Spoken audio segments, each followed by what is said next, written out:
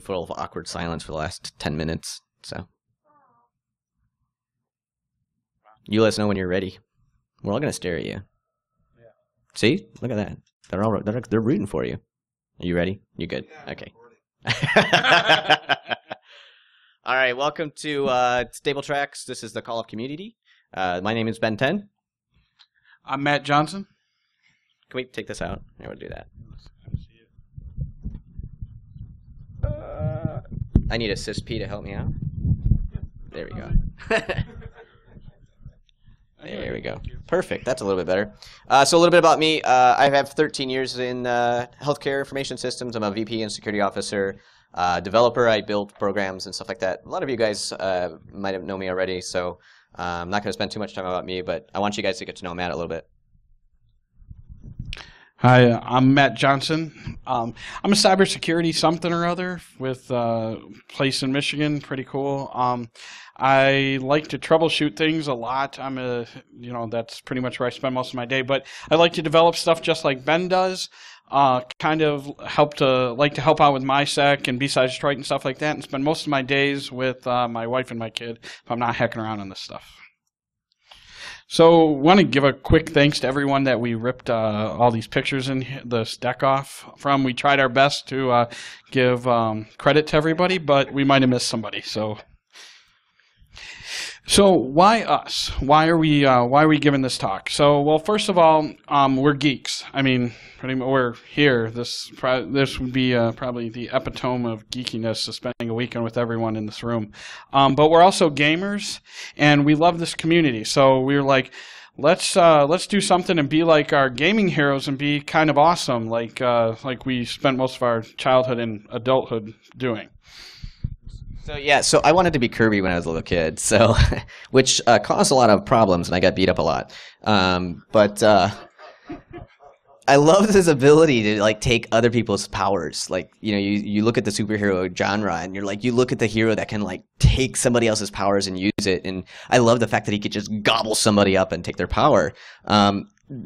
Pro tip: do not do this to your teacher when you're a kid. It ends up in counseling.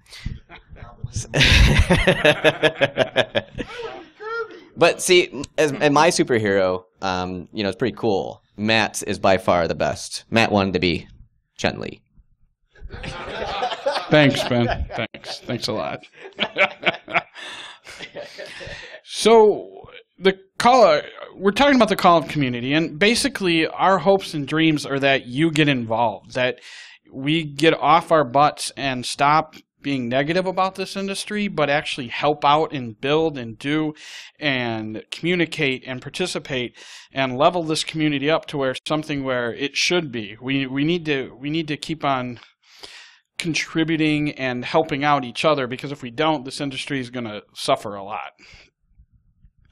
So these are a couple of things that we're going to highlight today. PoshSec, that's our project, but also other projects. So this is not just about us, but it's about everyone else.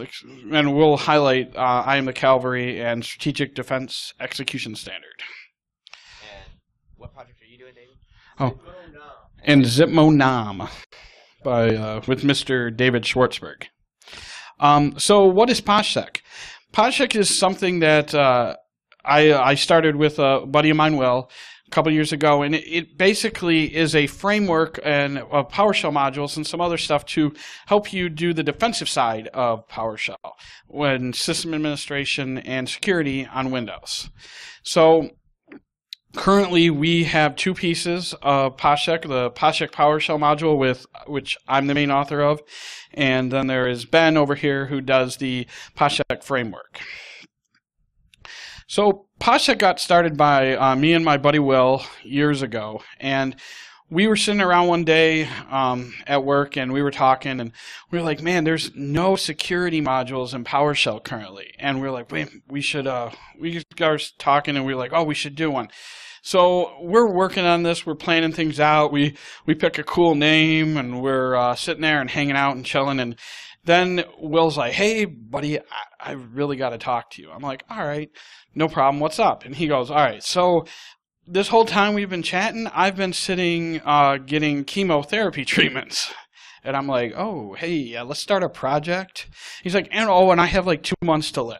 So I'm like, oh, great. Let's start a project with a dude who might not be here. Sadly, Will passed on Christmas Eve a couple years ago. And it was hard, and I was like, well, am I going to keep on doing PoshSec? But I decided that I needed to keep on doing PoshSec, not for just myself and for something to keep me busy, but also because of Will. Will was a great friend, and he loved InfoSec, and he loved PowerShell, and he's such an amazing force. So I'm like, okay, we need to keep on going. So I was like sitting there, I'm like, man, I can't do this myself. So I decided that I needed some ninjas to help me. So I reached out to some friends that I knew on Twitter and from around the MySec community, and we started working on this. And I was looking for some InfoSec guys who've been around and some brilliant minds, because this, I had lofty goals with Will, and I wanted to see our execution of this succeed. So the initial release of PoshSec was based on the top 20 controls by SANS at that time.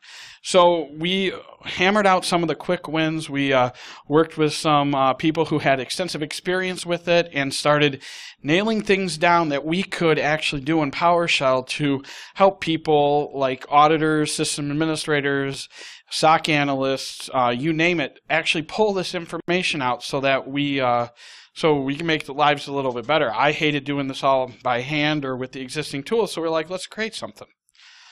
But while we do still focus on the top 20 controls, and we make sure that stuff is really our bread and butter, we do have other things that we've moved into and are continue to work on, like server hardening, forensics, log management. There's a whole bunch more to PoshSec than just the top 20 controls, because that would have been a small project. So I'm like, let's think big. Let's do a whole bunch of stuff. So one of the first areas that I want to highlight is the account management section of PoshSec.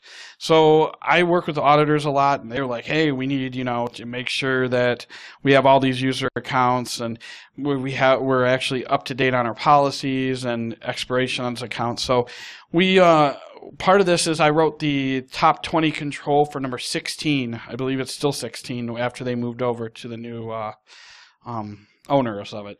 But you can verify. There's tons of different stuff for user accounts, but what's great about this is that built into here is a baselining functionality. So I can run my user stuff today, and I can baseline it against the users of tomorrow when I need to.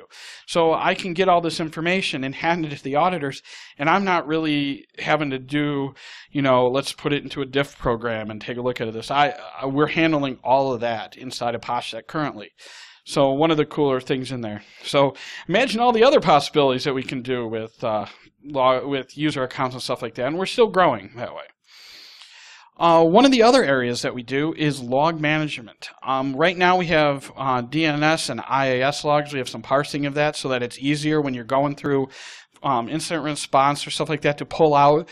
And with PowerShell is an object-oriented scripting environment and automation framework. So I can do things with, like I can pull out the hosts that have hit the IAS box and then pipe it into DNS to see if these hosts are on my LAN or where they're from. It's all about automating and moving things forward so that I'm not working as hard at the end of the day. So we also do some security log stuff for like locked out accounts, things like that. But we're still growing this. This is one of the things that I think we need to keep on continuing on, because this is one of the areas that a lot of us, like. Logs everywhere. Everyone loves the log. I'll do it again. Everyone loves the log. But also network baselining, because I'm a huge fan of baselining from seeing where we were yesterday to where we are today. So we have some network baselining things to help you out, like open ports on a system, and to be able to see what changed when you're looking at different things while working on a problem. We have things in there to work with the Windows firewall.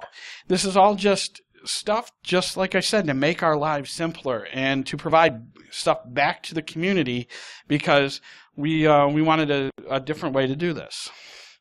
So PoshSec 1.0 was released at B-Side Chicago this April, and we worked for a while on that, got some new features in there. One of the big things that this project does is it's community driven. We've gained 6 or 7 people wanting to work on this with us.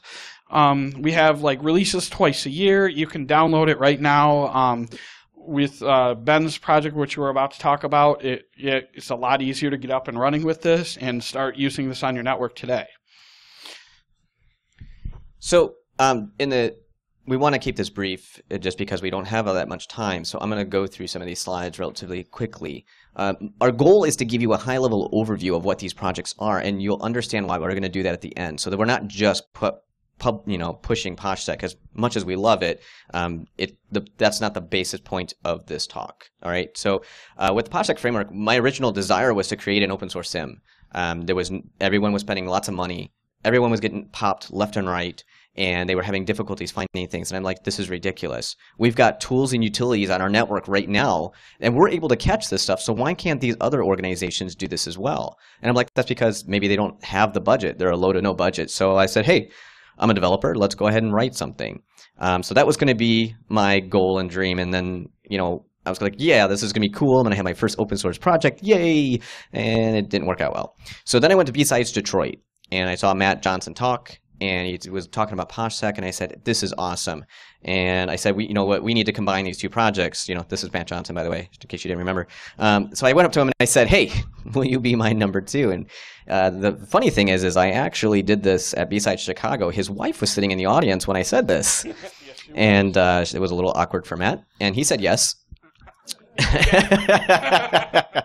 So the whole idea was, we wanted to do a Windows-based tool. Everyone's got the Linux-based stuff out there. It's really cool stuff. I mean, you look at a lot of the stuff that you've heard about this weekend. It's awesome, and they've got some great things. I mean, just look at Security Onion. I mean, that's a great distro. I mean, but it's all, in the Linux world.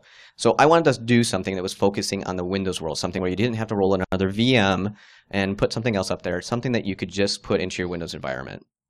So PoshSec Framework is a GUI-based interface that you can use anyone else's projects. I have our project in there. I have Carlos Perez PoshSec mod. I have Manifestations PowerSploit. I have Harmjoy's Veil Power View. It doesn't matter if you're going defense, offense, or whatever the case may be, or just system administration. The framework is just the front end interface, just to make it easier to consume PowerShell. So you can do a lot of different things. I'm going to burn through these, but you guys can download them. You can scan all of your networks and systems and do basic networking auditing functions, scan your domains, see when a new user or a new system connects to your domain, all in a nice little graphical interface. You can do live port monitoring. One of our executives had opened up a file, and it was trying to dial back to somebody, and our outbound we're whitelist outbound only. So I was catching it, but I wanted to catch which processes it was. So I actually put live remote port monitoring on her computer from my box, just using WMI calls, using the framework. And the moment that any new port opened up, it actually alerted back through my tool and went through our syslog. There was a Word 0 day that came out earlier this year. I think it was. It was before B-Side Chicago. Yeah. And CVE's 2014-1776. I remember this one because it reminds me of July 4th, 1776. And it was the VGX.dll within Word. Well, we quickly wrote a module that you could push out to everyone on your domain, which would render that vulnerability inert. So we pushed that out, and that's our goal. That's our desire, is to, in the same way that they're trying to roll out exploits, we're trying to roll out things to help people fix it. So we're hoping to integrate this with OneGet and Chocolatey, so that way you guys can easily get that information that goes there. So yay, blue team, yay! So again, like I said, we could do the offensive, the PowerSploit. We can leverage PS remoting. This is kind of like a quick shot of the tool, where you can actually see all of the modules that are available from PowerSploit or whatever the case may be. One thing I will say is that ObscureSkek, who does the PowerSploit project, he's like, you can own a box. Now you need to, but now you need to download a third-party tool like Ruby or Python to own it.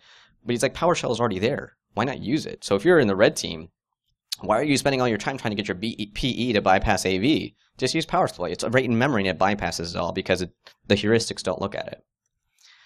You can also do the penetration, vulnerability analysis, use the PoshSec modules that Carlos Perez wrote. It directly ties in with Nessus. So you can use a PowerShell to spawn off Nessus scans and get that information back and pull it in. It's really cool. So you can like see get Nessus policy or whatever the case may be. So again, you can do forensics, incident response. The whole idea is that this is just a front-end interface to wrap around the project that we're doing, but also other people's projects. And that's important because, you know, a lot of people think, oh, no, this is a new tool, and this is what's going to happen. You know, and so there's a lot of fear when it comes to doing something like this. So we want to make sure that whatever we have, we also can reach out to other people in the industry and lean off of their experience as well. So that way it's not just us doing the work. We're all working together as a team. So you can also get the framework on our GitHub under PoshSec. That's Matt Johnson.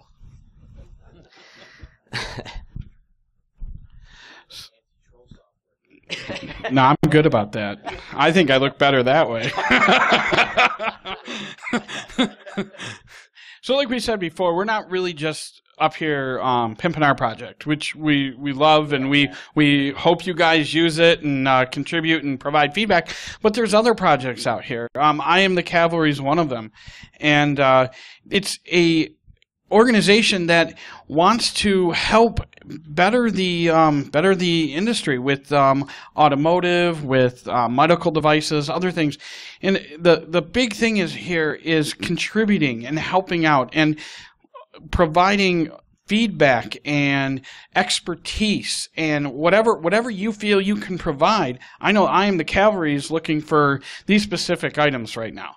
So it's huge to give back. Get off your butts, give back, help out. If you can do any of this, or you have a specialty in like medical devices or automotive or home automation or any of this stuff, they need your help. And you know, we're just saying, go out and do this. Help out. Do different stuff. You can find out more about I Am The Cavalry here.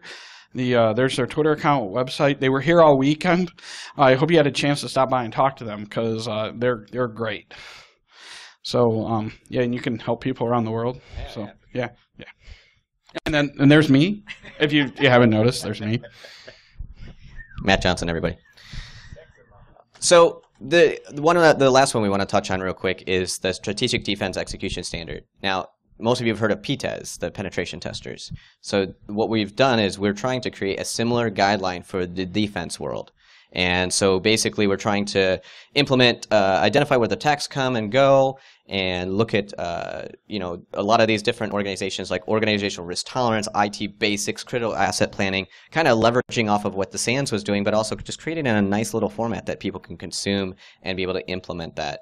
And so there's several people that are working on this. James Arlen, Iftak, Ian Amit, they were both here today. Zate, Gabe Bassett, I don't know if Gabe came around, and myself. And so, you know, the whole idea is we're looking for people to, you know, kind of help out and do the strengths. That's Matt Johnson. So you can help out if you want. Okay, so now let's get to the main meat of what we're doing. Okay, we've just highlighted quickly some projects. You may not agree with those projects. That's perfectly okay. But the fact of the matter is, and what we're seeing right now in the community, is that when you don't agree with a project, it's so much easier to just blast it and discredit it than it is to either get behind it or to offer them information so they can get better. And then at the same time, we're complaining that there's no new stuff coming out of the echo chamber. The moment that somebody tries to do something new, there are so many people around here trying to blast it and get it out of the water as fast as possible without even letting it get to fruition. The point is, a lot of you in this room feel like you may not be able to contribute to a project, but oftentimes just feedback of using it or saying, yes, good job, or hey, how do I implement this, or what can I help? Can I just do some basic admin work for you guys? That is what we need. Stop sitting on the sidelines and just complaining and contribute. Even if it's constructive criticism. If you think that what they're doing is wrong, that's fine, but give them constructive feedback on how to fix it. Because we can't sit here in this echo chamber and constantly complain that we're only talking about the same things over and over again and no new people want to come in the moment that a new person comes in and we blow them out of the water. That's asinine and it needs to stop. this community will not change. It needs to stop. If we want to see a change in this community, we have projects like this going on, and they're all over the place. I'm sure you saw several speakers out there that released a new tool or a new something that's going on, and it'll sit there, you'll favorite it, and then you'll never look at it. And they're sitting there going, does anyone like my tool? Don't they like my tool? Give them some feedback. Put it in a virtual environment. Run it. Say, yes, this works. File bug reports. I would love to see a bug report on PoshSec. I have 0 bug reports right now. Dude, I know my code is not squeaky clean. I know it's not. We need people to talk to us. And that goes for any project that you see. You guys all have skills and abilities that be able to contribute to these projects, if nothing else than your experience. Some of you have been in the industry far longer than I have. I mean, I know I'm 14 years old, but I have a long way to go. 12. I'm trying to make myself look older. But your experience will help us. Get on there. Steer a committee. Figure out what's going on. There's so many ways for you to fit in. Contribute ideas for our projects. If you're interested, contribute even just ideas. We had one guy come up and he was like, hey, we need a forensics model. Guess what? We now have a forensics. Come up to us and say, hey, how can we do this? If you're a PowerShell coder, contribute modules. Share your scripts. Use the tools, give us feedbacks. But if you don't even want to do our stuff, like we would love you to do that, but we don't care. We want you to just join something, support a project, do it with skills. If you can't do it with skills, do it financially. Donate to them. Help them. And discourage negativity.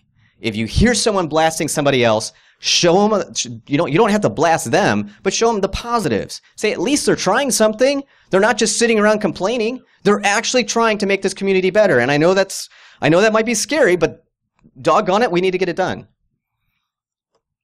This idea is only as strong as this community. We have to stand together. If we continue to let the negative comments that come through this community, it's going to slowly erode us, and nobody is going to want to step up and do something new. I know I've met a lot of young people that have come to this conference, and their skills are amazing, but they're petrified to do anything. They do not want to stand up here, because the moment that they do, they say something wrong, they're going to get blasted. So why should they? And the fact of the matter is, even if you're not contributing to the negativity, if you're not discouraging it, you're not helping. We need to make this environment, this community, able so that we can get those fresh, new ideas and stop working on the same cycle we've been on because nothing is helping so far. So when somebody does something, give some feedback, see what's going on. Yes, go ahead.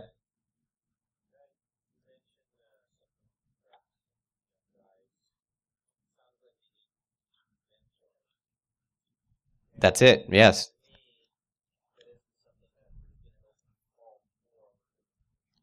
So the question was, or the comment was, is that it sounds like we're looking for mentoring and there hasn't been an open call. I will tell you that that's in B-Side Chicago and B-Sides Las Vegas, there's a whole mentoring track. So, I'm sorry? Movix had one too, absolutely. But we need to see more of that. Bring a new person under your wing. They've got a cool project. Try and help them work it out. And guess what? It may fail. But that's okay. I learn more from my failures than I do from my successes. Yes, sir? Do you know why they call it Formula 409? Do I know why we call it Formula 409? No. Oh, because it took 409 attempts to find it to make the right one. Correct. That's why they named it that. Yep. So, yeah, you learn more by failing than you do by succeeding. Absolutely. Does everybody know Ski Boy? Have you met Ski Boy? The comment was, does everyone know Ski Boy? Yeah. His parents brought him to the National Hackerspace and dropped him off because they don't understand what he talks about 90% of the time. And he got around us and we're his people. Yep. And over the last 3 or 4 years, the kid's matured. Yep. He's still a dork. Of course. We all are dorks. But it's the community as a whole that's shaping him. Right. Everyone watches out for him, and they'll tell him when he does something wrong. Yep. But that's if it wasn't for us doing that, the guy'd be screwed. Right. He wouldn't have anything. And please understand when I say discourage negativity, that doesn't mean that you don't tell somebody that they're wrong. But if you're going to tell them that they're wrong, you need to provide them reasons why and how best to improve it. Exactly. That's the point. So when we do this, we all succeed. We had to throw that in there somehow. That was Matt. So the more we work as a team, the stronger this community will become. And we're out of time. But really go out there. It's saturated our community, and we need to become part of the solution and not continue with the problem. So this is how you get a hold of us. That's Ben0XA. I'm Ben0XA everywhere, and this is how you get a hold of Matt. And again, our project is on GitHub under PoshSec. And thank you guys very much. We really appreciate it.